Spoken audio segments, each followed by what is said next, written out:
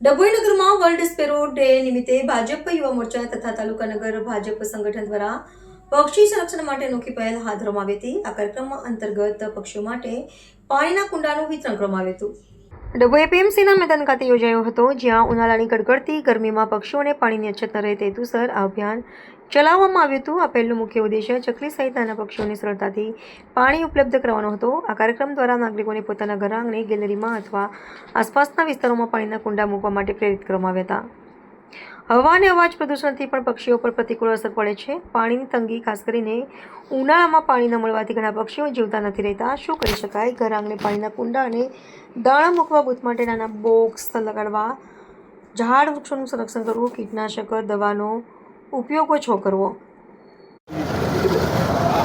આજે વિશ્વ ચકલી દિવસ છે। આપણે જોઈએ છીએ તો આજે ચકલીઓ જોવા મળતી નથી, ચકલી લુપ્ત થઈ છે। ત્યારે અમારા ભારતીય જનતા પાર્ટીના યુવા મોરચા દ્વારા વિશ્વ ચકલીની ઉજવણી નિમિત્તે આજે કુંડા વિતરણનો કાર્યક્રમ રાખ્યો છે।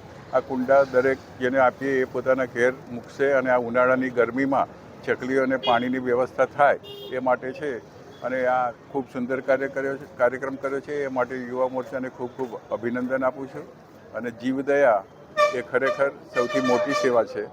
વંદે માતરમ, ભારત માતા કી જય।